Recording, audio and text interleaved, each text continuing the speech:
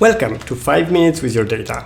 I'm Claudio Murariu, your host for this week's episode about the influence of paid channels on onboarding rates. Every time a company looks at the onboarding rate of their product, teams tend to believe that rate is the maximum that the product can deliver for the onboarding process. And that can't be further from the truth. Different segments of your users will have very different onboarding rates. And that tends to lead to the conclusion that the specific onboarding steps that you use might not have such a big influence on the onboarding process as you might think. Here's why. If we look at the onboarding definition, we'll see that the onboarding process takes users from signing up to experiencing the promise of the product for the first time. So that promise that you make to your users and the expectations that people create in their minds about how to get to that promise are actually two very influential elements on your onboarding rate. And whenever I want to see this, I go and I check my data. The report I'm always checking for this is what traffic sources drive users to onboard or reach a specific goal.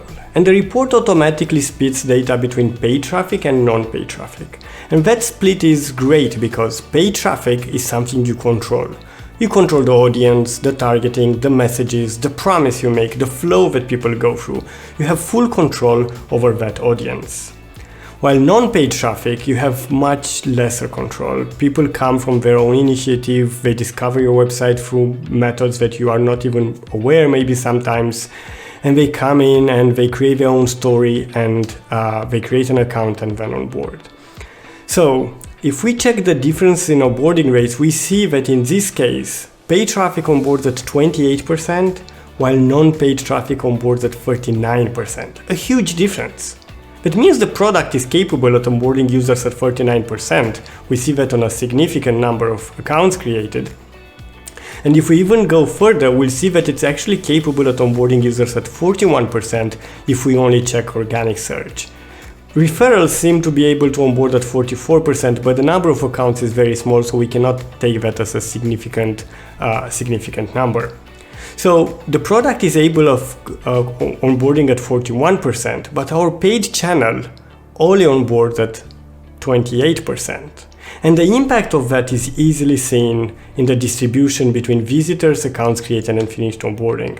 We see that 63% of all the visitors are paid, but only 37% of all the visitors of all the accounts that are onboarded are paid. So clearly, paid traffic doesn't do a very good job on getting people from visitors to onboarding, at least not as good as non-paid channels.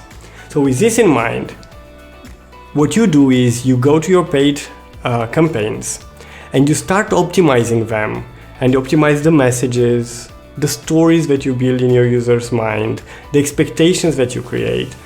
So you get to that 41% onboarding rate. So you will improve your onboarding process, your onboarding rate, without touching the onboarding process at all. Because you simply touch the messages and the expectations that you create in your user's mind. And with that in mind, looking forward to seeing you on our next episode. Thank you.